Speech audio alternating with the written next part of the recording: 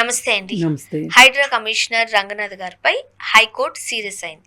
ఒక ప్రైవేటు ప్రాపర్టీకి సంబంధించిన స్థలంలోకి వెళ్ళొద్దు అని పదే పదే చెప్పిన 3 టైమ్స్ ఆయన ఎంటర్ అయ్యారట. సో, అలవాటు పడిన నేరగాడిలా మీ ప్రవర్తన ఉంది. సో, అరెస్ట్ చేయండి అంటూ చెప్పింది అంటూ ఒక వార్త. ఏం చెప్తారు? హైడ్రా ఒక్కొక్కసారి పర్సనల్‌గా పొరపాట్లు వెళ్తుందా? చేస్తుందేమో, కొంచెం దుందుడుగ్గా వ్యవహరిస్తుందేమో అని అనిపిస్తూ ఉంటది. కానీ చాలా ప్రొయాక్టివ్‌గా ఉంది హైడ్రా. హ్మ్. హైడ్రాని మనం బిఫోర్ హైడ్రా, ఆఫ్టర్ హైడ్రా అని గాని మనం చూసుకుంటే గనక చాలా చెరువుల్ని కాపాడింది, చెరువుల్ని బ్యూటిఫికేషన్ చేసింది.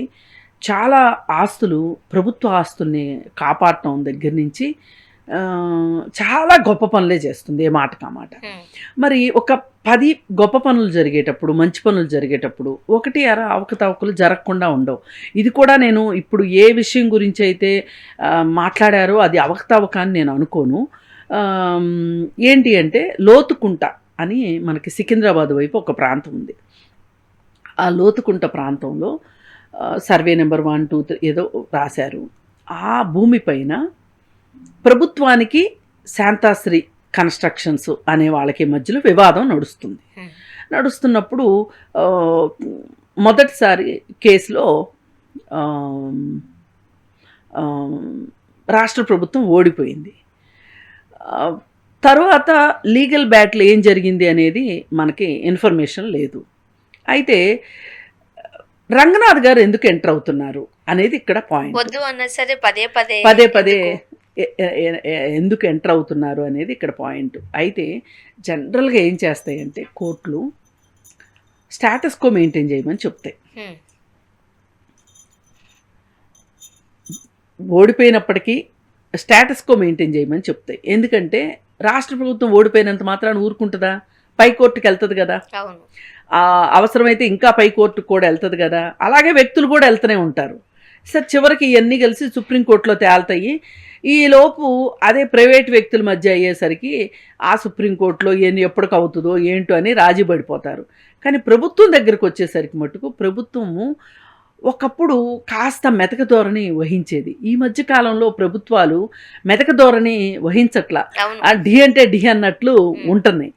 ఇప్పుడు నాకున్న అవగాహన మేరకు నేను చెప్పగలిగేది ఏంటి అంటే ఏ స్టేటస్ కోనో మెయింటైన్ చేయటమో, లేకపోతే మేము పై కోర్టుకి వెళ్తాము కాబట్టి రెండో వాళ్ళు పనులేమీ చేయటానికి వీలు లేకుండా ఇంజంక్షన్ ఆర్డరు ఇట్లాంటివి ఇచ్చే అవకాశాలు ఉంటాయి.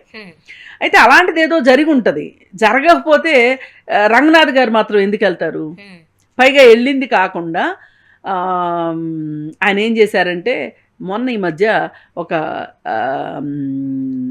లోకల్ పోలీస్ స్టేషన్లో వాళ్ళ మీద ఒక కంప్లైంట్, ఒక ఎఫ్ఐఆర్ నమోదైంది. ఆ ఎఫ్ఐఆర్ నమోదైతే ఆ ఎఫ్ఐఆర్ కాపీని కూడా వాళ్ళకి ఇవ్వలేదు అని కూడా ఈ జడ్జి గారు వ్యాఖ్యానించడం జరిగింది.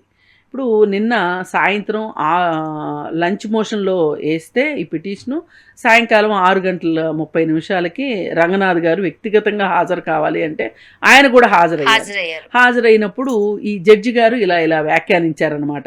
మీరు చెప్పినా వినట్లేదు, ఇప్పటికి 2 సార్లు చెప్పాము ఆ స్థలంలోకి వెళ్ళొద్దని, అది ప్రైవేట్ ఆస్తి, మీరెందుకు జబర్దస్తిగా మీరు ఎట్లా వెళ్తారు అనేది ప్రశ్నిస్తూ, మీరు అసలు అలవాటైపోయిన నేరగాడిలాగా వేటగాడిలాగా తయారయ్యారు, ఎందుకు ఇలా చేస్తున్నారు అని చెప్పి మాట్లాడడం చూస్తే నాకు కూడా ఒక ఇంత ఆశ్చర్యంగా ఉంది.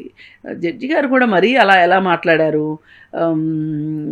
అక్కడ గొడవ నడుస్తుంది ప్రభుత్వానికి ఒక ప్రైవేటు వ్యక్తికి. అంటే ప్రైవేటు వ్యక్తికి హక్కులు లేవు అని నేను అందలుచుకోలే. కానీ ప్రభుత్వము ఇంత పట్టుబడుతుంది అంటే అసలు రెండో వైపు ఏంటి అనేది కూడా ఆలోచించాల్సిన అవసరం కోర్టుకు కూడా ఉందేమో అని అనిపించింది. మరి ఒకవైపు నుంచి మనం రెండో వైపు నుంచి రంగనాథ్ గారి గురించి కూడా మనం ఆలోచిస్తే చాలా సాహసోపేతమైన నిర్ణయాలు తీసుకుంటూ ప్రభుత్వ భూమిని కాపాడే విషయంలో మటుకు హైడ్రా చాలా చాలా ప్రోయాక్టివ్గా వెళ్తుంది. ఇప్పుడు నిన్నగాక మొన్న బహదూర్పుర ఏదో ఉంది పేరు, శంషాబాద్ దగ్గర దాదాపు 850 ఎకరాలు ప్రభుత్వ భూమిలో రైతులు పండించుకుంటున్నారు. రైతులు పండించుకుంటుంటే ఇప్పుడు జనరల్గా ప్రభుత్వ భూమి ఉంది అంటే రైతులు పండించుకోవచ్చు, ఒక్కొక్క చోట ఇళ్ళు కూడా వేసుకుని ఉంటుంటారు. అయితే వాళ్ళకి ఏం చేస్తారంటే ప్రభుత్వాలు వాళ్ళకి ఏమైనా ఎన్నికల హామీగా ఇచ్చినప్పుడు పట్టాలు ఇస్తాము అని చెప్పినప్పుడు పట్టాలు కూడా ఇస్తూ ఉంటారు. అలాగే ఇంకేం చేస్తుంటారు అంటే ఈ ఎవరైతే పంట పండించుకుంటున్నారో వాళ్ళ దగ్గర నుంచి ఆ ల్యాండ్ తీసుకుని సరే ఇన్ని రోజుల నుంచి మీరు ఈ ల్యాండ్ని కాపాడారు, ఒక రకంగా కష్టపడ్డారు కదా, ఆశ పెట్టుకున్నారు కదా, మీకు ఆ ల్యాండ్లో కొంత భాగం ఒక 600 గజాలు 500 గజాలు ఇస్తాము అని చెప్పి ఒక ఒప్పందానికి వచ్చి ఇస్తూ ఉంటారనమాట. దీనికి ఏం చేస్తారంటే ఇప్పుడు ఇది 650 ఎకరాలు 850 ఎకరాలు ఉంది. దానిలో మెట్రో స్టేషన్ కూడా కాదు, ఇంకేదో ఒక ప్రజోపయోగమైన పని దానికి కేటాయిస్తూ దాని పక్కన ఒక 120 ఎకరాలని లేఅవుట్గా చేసి ఇందులో ఉన్న రైతులందరికీ తలా ఎకరానికి 600 గజాల చొప్పున ఇస్తాము అని చెప్పి ప్రభుత్వం హామీ ఇచ్చింది. హామీ ఇస్తే మరి రైతులు కూడా ఏం ఆలోచిస్తారు, ఇప్పుడు ఇంత పెద్ద డెవలప్మెంట్ వచ్చేటప్పుడు దాని పక్కనే మన ఈ ల్యాండ్ ఉంది అంటే మన 600 గజాలకు కూడా విలువ వస్తుంది కదా, సరే భూమి వదులుకుందాము అని చెప్పి భూమి వదులుకుంటారు. ఇట్లాంటివన్నీ కొన్ని కన్సల్టేషన్స్ ద్వారా జరుగుతూ ఉంటాయి, సంప్రదింపుల ద్వారా. ఆ లోకల్ ఎమ్మెల్యే అధికార పార్టీ అతను అనుకోండి, అతను కొంచెం ప్రోయాక్టివ్గా ఉంటాడు, అంటే గవర్నమెంట్కి మంచిది కదా, గవర్నమెంట్ పరువు పోకూడదు అని. ఇప్పుడు నిన్న మొన్న అదే భూమితో పాటు ఇక్కడ రాయదుర్గంలో 86 ఎకరాలు ల్యాండ్ని కాపాడింది, కంచేసేసింది. నిన్న పొద్దున కంప్లీట్ అయిపోయింది, మొన్న నుంచి మొదలెట్టి నిన్నటికి కంచేసేసారు. ఇట్లా ఎందుకు ఇంత ప్రోయాక్టివ్గా ఉంటున్నారు అంటే ఇవాళ భూమి ఈ శంషాబాద్ కావచ్చు, గచ్చిబౌలి కావచ్చు, ఈ రాయదుర్గము ఈ పరిసర ప్రాంతాల్లో భూమికి ఎనలేని విలువ వచ్చేసింది. ఇక్కడ ఈ ల్యాండ్ని వదులుకోవడానికి ప్రభుత్వం కూడా ఇష్టంగా లేదు. అందుకని చెప్పి అంటే అవకాశం ఉన్న ప్రతి చోట కూడా ప్రభుత్వం కొంచెం ప్రోయాక్టివ్గా వెళ్తుంది ముందుకి. వెళ్తే ఈ ల్యాండ్ని ఆక్షన్ చేసి అమ్ముకోవచ్చు, లేదు ఏమన్నా సంస్థలు, విదేశీ సంస్థలు ఏమైనా అంతర్జాతీయ ఐటీ రంగంలో కావచ్చు, ఇంకే రంగంలో అయినా వస్తే వాళ్ళకి ల్యాండ్ ఇవ్వచ్చు, లేదు అంటే ఎస్ఈజెడ్గా డెవలప్ చేయొచ్చు, లేదు అనుకుంటే ల్యాండ్ లేఅవుట్ కూడా చేయొచ్చు. ఇప్పుడు కుక్కటిపల్లి హౌసింగ్ బోర్డు ఉందనుకోండి, గవర్నమెంటే ఒక రకంగా రియల్ ఎస్టేట్ చేసింది హౌసింగ్ బోర్డులో. అసలు ఆ హౌసింగ్ బోర్డు ఏరియా ఒకప్పుడు before housing board Kukatpally housing board, after housing board అని చూసుకుంటే కనుక అంతకుముందు అంతా పొలాలు, పగలు కూడా వెళ్ళలేనంత భయంకరమైన అరణ్యాల్లాగా ఉన్న ప్రదేశాలు ఇవాళ అంత జనావాసాలు వచ్చేసినాయి. అంటే హౌసింగ్ బోర్డు చేసిన కృషి ఫలితమే అని చెప్పుకోవచ్చు. అంటే హైడ్రా విషయంలో ఎంత మంచి జరిగింది అని అనుకున్నారు, అంతకు సంబంధించిన చెడు వైపు కూడా వీళ్ళు కాస్త దూకుడుగా వ్యవహరించారు. కనీసం నోటీసులు కూడా ఇవ్వకుండా 30-40 ఏళ్ల నుంచి అక్కడే ఉంటున్న వాళ్ళని ఇల్లు పగలు కొట్టేశారు. వంట చేసుకుంటున్న వాళ్ళకి తెలియట్లేదంట బయట ఇల్లు కూలుస్తున్నారు అని. అటువంటి దూకుడు అంటే ఇది కొంత రాజకీయ నాయకుల మాయేనండి. అంత ఇదిగా వెళితే కుదరదు. ఆల్రెడీ నోటీసులు ఇస్తారు, భూమికి భూమి ఇస్తామంటారు. ఇప్పుడు నాలాలు ఉన్నాయండి, నాలాల పక్కన ఇల్లు కట్టుకుంటున్నారు. నేనే మామూలుగా అయితే నేను పేదల పక్షపాతినే, ఇప్పుడు కూడా పేదల పక్షంగానే మాట్లాడుతున్నా. ఏంటి అంటే ఇప్పుడు నాలా పక్కన మీరు ఆక్రమించి మీరు నిర్మించుకున్నప్పుడు నాలా వ్యవస్థ సరిగా లేకపోతే